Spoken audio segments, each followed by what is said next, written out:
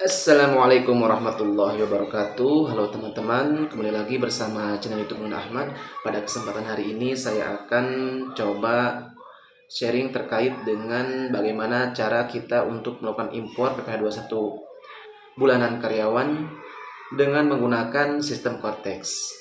Pada kesempatan hari ini saya akan sharing ya bagaimana kita melakukan import data PPh 21 bulanan dengan menggunakan Cortex, yang mana untuk template sendiri menggunakan XML. Berbeda dengan tahun sebelumnya, dengan menggunakan DJP kita masih menggunakan format Excel-nya yaitu CSV. Dan di sini saya akan coba secara runut menjelaskan bagaimana cara pengisian XML dan juga untuk impor ke Cortex.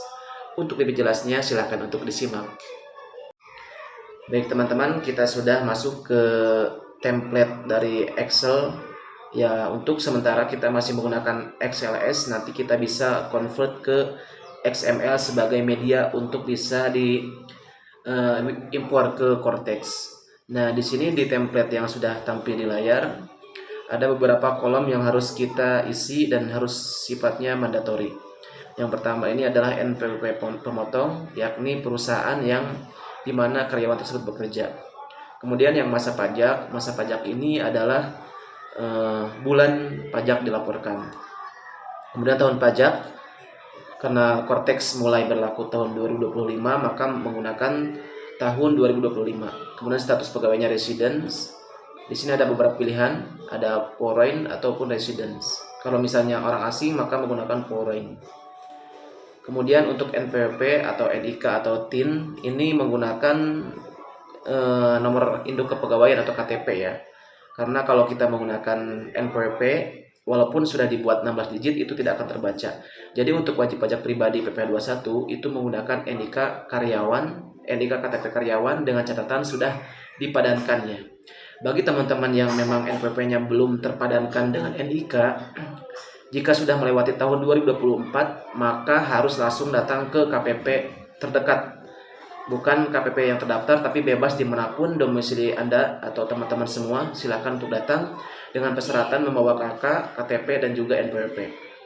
Nanti petugas KPP akan memadankan NIK dengan NPWP, sehingga nanti ketika diimpor oleh perusahaan atau pihak accounting maupun HRD, nanti NIK teman-teman akan terbaca sesuai dengan NIK KTP kita. Kemudian apa dampaknya jika NIK kita belum terpadankan? Maka nanti sistem Cortex akan meng-create secara dummy NIK kita, sehingga resikonya nama kita tidak akan tercantum di pelaporan PPh 21 perusahaan karena dengan alasan belum terpadankan, sehingga wajib bagi setiap karyawan untuk memadankan NIK dengan NPWP agar nama kita bisa dilaporkan ke sistem pajak. Kemudian jika memang ada pekerjaannya warga negara asing, maka diisi nomor pasportnya. Kemudian status karyawannya apakah TK0, TK1, TK2 dan sebagainya untuk diisi sesuai dengan real di lapangan. Kemudian posisi karyawan tersebut apakah staff, manajer dan sebagainya. Kemudian untuk sertifikat atau fasilitas jika memang tidak ada, contohnya ada fasilitas tanggung pemerintah maka diisi. Jika memang tidak ada, ketik NA atau tinggal dipilih NA ya. Di sini ada beberapa pilihan, ada NA, DTP maupun ETC. Kemudian untuk kode objek pajak sendiri di sini pilihnya 21 100 01. Kemudian penghasilan kotor ini adalah akumulasi dari tunjangan pajak ya jika menggunakan sistem gross up ya. Nah, silakan di sini untuk brutonya dimasukkan. Jika memang di sini gross up, maka sudah akumulasi dari tunjangan pajak dan juga penghasilan lainnya sehingga menghasilkan tunjangan atau penghasilan kotor. Jika memang metode gross atau dipotong dari karyawan, maka diisi sesuai dengan penghasilan brutonya. Kemudian tarifnya di sini ada kolom yang sudah terumuskan. Di sini rumusnya kalau kita lihat di menu bar ya, di sini sudah ada rumusnya. Ini sudah otomatis, jadi teman-teman silahkan untuk biarkan saja. Kemudian untuk ID TKU ini adalah eh, sebanyak 22 digit ya. Jadi teman-teman silakan untuk menambahkan angka 0 sebanyak 6 digit di belakang nomor NPWP perusahaan. Jika kita lihat di sini di NPWP pemotong ada 16 digit, maka untuk di ID TKU ini ada 22 digit. Kemudian tanggal pemotongan. Nah, tanggal pemotongan ini adalah tanggal dibayarkannya pajak. Misalnya kita penggajian bulan Februari, karena saya contoh di sini bulan Februari, maka diisi akhir bulan misalnya 28 Februari 2025. Apakah bisa dilakukan di bulan Maret? Ya bisa juga selama masa pajaknya adalah bulan Februari. Kemudian untuk klasifikasinya di sini apakah Ter A, Ter B, Ter C, di sini sudah otomatis. Misalnya di NPWP atau NIK di kolom E6, di sini dengan statusnya K3, kemudian sudah terkena PPh 21 gross up dengan sistemnya, maka otomatis sudah masuk ke TER. Nih, maka untuk rumusannya jika K3 maka di sini adalah 03 ya, atau di TER C. Kemudian untuk yang di sini yang kena pajak, misalnya di E9 dengan status TK0 dengan penghasilan bruto sekitar 16 juta, maka tarifnya adalah 7%. Dilihat dari kolom TER A, karena TER A ini merupakan klasifikasi atau tabel untuk karyawan dengan status TK0. Nah, sedangkan dari mana kita dapat template ini? Nah, template ini ada dua cara untuk kita dapatkan. Yang pertama, kita bisa masuk ke web yang ada di layar Excel di sini, ke www.pajak.co.id /reform DJP /template.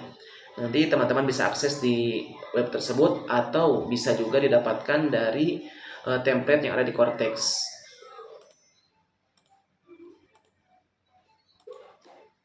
Demikian penjelasan terkait dengan bagaimana kita mengisi template Excel ya untuk bahan upload ke Cortex. Nah, kemudian setelah kita selesai mengisi template Excel dengan format XLS, maka kita selanjutnya adalah melakukan import atau export save as ya ke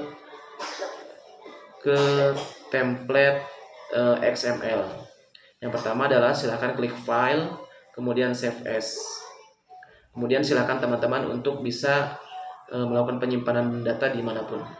Nah, di sini saya coba ke download ya.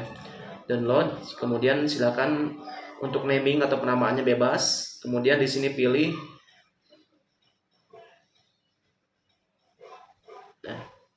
XML ya, data nih.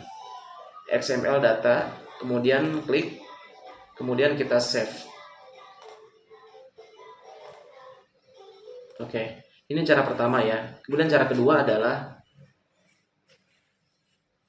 ini kita coba close dulu ya karena sudah berbentuk XML ya. Cara kedua adalah dengan cara masuk ke export ya. Export, kemudian langsung kasih nama biar tidak bentrok dengan cara pertama ya. Misalnya kita save, kita export ya. Nah, ini juga sudah kita export ya dengan dua cara. Yang pertama dengan save as, kemudian dengan kedua adalah dengan cara klik developer, kemudian klik export. Oke teman-teman, setelah kita mengetahui cara mengisi template Excel untuk bahan upload ke Cortex, kemudian bagaimana cara untuk save as ke XML, selanjutnya kita akan masuk ke website Cortex untuk melakukan proses uploading.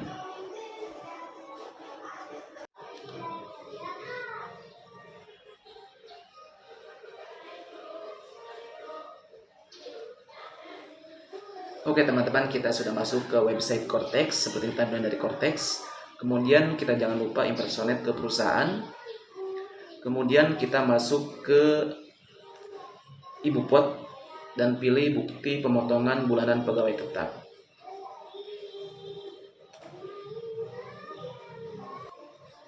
Nah, ini ada tampilan ke bukti pemotongan bulanan pegawai tetap seperti ini. Nah, kemudian kita pilih import data ya di sini. Nah, tadi yang seperti saya sebelumnya bilang, bahwasanya untuk mendapatkan template bisa menggunakan dua cara. Yang pertama, masuk ke website template XML. Yang kedua adalah masuk ke bukti pemotongan bulan pegawai tetap dan pilih download template. Nah, sekarang karena saya sudah membuat templatenya dengan format XML, maka masuk ke browser, browse import data, browse, kemudian kita pilih data yang kita buat XML sebelumnya dengan data yang sudah sesuai ya. Maka kita klik kemudian open. Nah, tunggu sekian menit akan loading. Nah, kemudian kita bagaimana cara untuk mengetahui progresnya. Masuk ke XML monitoring. Nah, ini kita lihat hasilnya poin yang baris nomor 1 yang kita upload pada tanggal 9 Maret 2025. Kemudian dengan pesan kesalahannya adalah semua sukses terbentuk. Oke, karena sukses terbentuk, kita tunggu sekian menit. Kita coba refresh apakah berhasil.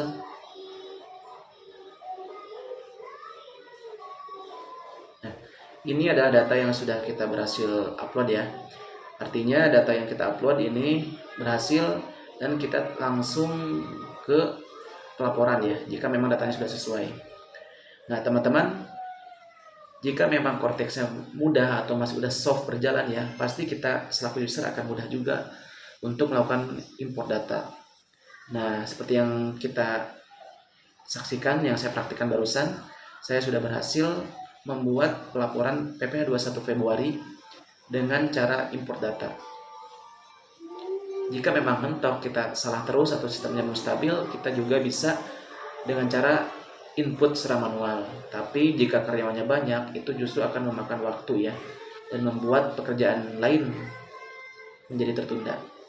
Baik teman-teman, terima kasih. Cukup sekian apa yang bisa saya sampaikan, semoga bermanfaat. Jangan lupa untuk share, like, dan subscribe channel YouTube Muhammad Ahmad agar bisa terus memberikan konten-konten edukatif dan bermanfaat untuk kita semua. Terima kasih. Wassalamualaikum warahmatullahi wabarakatuh.